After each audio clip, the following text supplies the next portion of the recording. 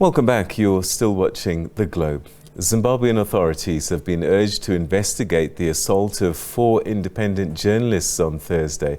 The Committee for the Protection of Journalists, the CPJ, says that the group was attacked after they filmed a convoy of governing Zanu-PF party supporters. The convoy allegedly blockaded a road in the town of Gokwe, west of the capital Harare, ahead of an opposition rally. The CPJ says that impunity for crimes against journalists remains high in Zimbabwe, where general elections are due to be held next year. The committee alleges that about 10 people emerged from vehicles emblazoned with Zanu-PF logos, that's the ruling party, and dragged the journalists from their car but beat them up, ordered them to delete their footage and stole the car keys. One of the journalists who works for Sport Brief says that they stomped on his head and body and punched him, causing him to lose a tooth. He says his colleague from the online magazine Technomag briefly lost consciousness and suffered a fractured leg. The other journalists attacked also suffered bruises. Tabani Moyo is the national chairperson of the Media Institute for Southern Africa, MISA, in Zimbabwe. He joins us now via Zoom. Thanks so much indeed for joining us, and welcome to the program. Well, thank you very much, Peter. Just a point of correction, I'm the regional director for the Media Institute of Southern Africa and country director for MISA. But thank you very much for inviting us to discuss this said development. Thank you so much. You know, when I hear about the plight of journalists in some countries, Zimbabwe, as we put Zimbabwe into focus, I can't help remembering back in the day, journalists like Mark Chavunduka and Ray Choto, and how they suffered at the hands of the authorities. One would like to have thought that things have changed over time. Does what happened on Thursday a sign that very little has changed in terms of the plight of journalists? Well, the challenge, as you highlight, is that these issues are historical, and towards this time of the year, as we build up to high-stake games or high-stake events like national elections, we always record a trend wherein there is a disproportionate response to media doing their work, or journalists who are doing their work, which is constitutionally provided for under Section 61, which allows for media freedom. They are disproportionately attacked either by members of the security or members of the ruling party or members of the opposition or political parties in general. And this trend has gone over for a long time. So, for example, if you take a trend analysis, in 2018, we recorded 32 cases of attacks, harassments, assaults of journalists, imprisonment during and after the election. But the prior year, which is 2017, we had recorded 15 cases. Surprisingly, as we head for 2023 elections, we are almost exceeding 20 cases of attacks, assaults of journalists. This is an indication that the numbers are going in a terribly wrong direction. And would have hoped that for this election, given that we are in the 10th year anniversary of the UN Action Plan on Safety and Security of Journalists, which will be commemorated in November, that these past 10 years would have seen a shift in the level of attacks of journalists, specifically with levels of impunity. So by all means, those that have assaulted, attacked journalists in the past have not been brought to book. And in this situation, this attack of these journalists, we would hope that perpetrators for a change are brought to the book so that they send a loud and clear message to those who might be planning the same across the board. Journalists are professionals, wherein if you are not happy with what they are reporting or their angles of coverage, you can't take the law into your hands and assault them. Do we really need to go to a situation whereby you see a journalist dying in Zimbabwe for the first time, so that you can see how serious it is. You spoke about one member of the press being temporarily unconscious. What would have happened if it had gone the wrong way? So we really need to up our stakes as the country. Members of the police, the authorities need to up the standards and really bring to book these perpetrators of attacks on journalists who are doing their constitutionally provided for work. As MISA, when you make representations to the authorities, what do they say to you? How do they explain the inaction and people getting away with this violence without being brought to book? It's surprising because MISA and the media stakeholders in Zimbabwe, for example, have a police media action plan wherein we meet frequently to assess the state of safety and security of journalists. And all along, the police have insisted that they will be eager to bring these perpetrators to book. And this one is a test. It's a serious test that the police are going to take that gear up and ensure that they bring these perpetrators to book.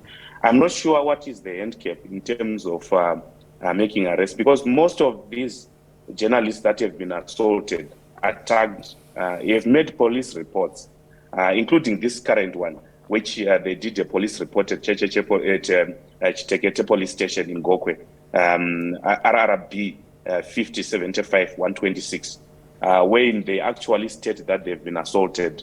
It is therefore our hope that the police will move in swiftly to deter further attacks on the journalists as we proceed towards these treacherous waters. You know that by not bringing these perpetrators to book, the action plan on the UN safety and security of journalists actually states that the stakeholders, if they are not brought to, if they do not work together as an ecosystem to deter future attacks, the vulnerability of journalists will be on high levels. And it is our hope that there are lessons learned, that this has gone too far.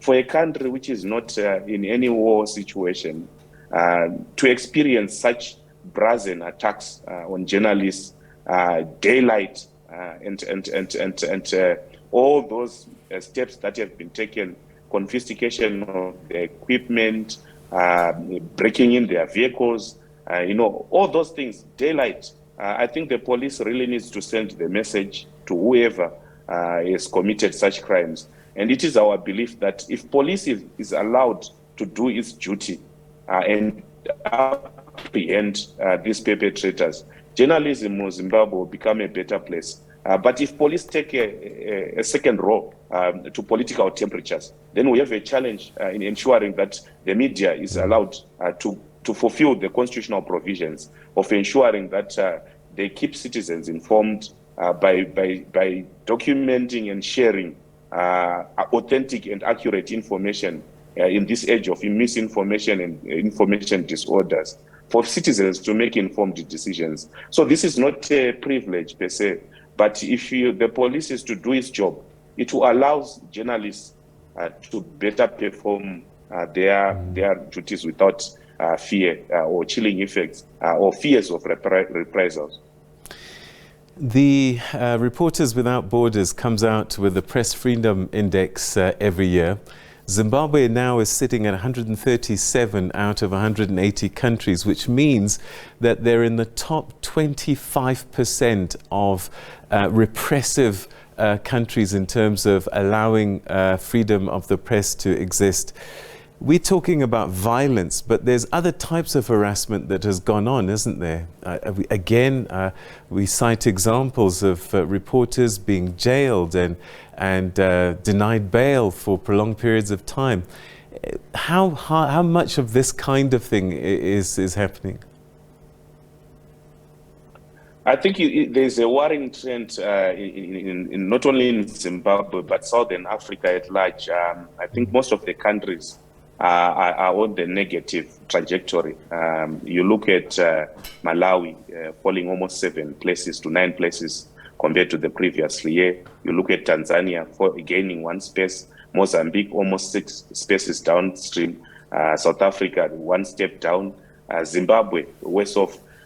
What it means is that the indicators are not working in our favor. If you look at Zimbabwe, though it has made positive strides around repealing one of the most contentious laws in the history of media governance in the country, Access to Information and Protection of Privacy Act, replacing it with the Freedom of Information Act, and also making strides towards disclosing government decisions through post-cabinet briefings. The clawback laws that have been proposed, for example, they are proposing to amend the Criminal Law Codification and Reforms Act to effect what they call patriotic provisions, wherein they criminalize citizens, including the media, to talk to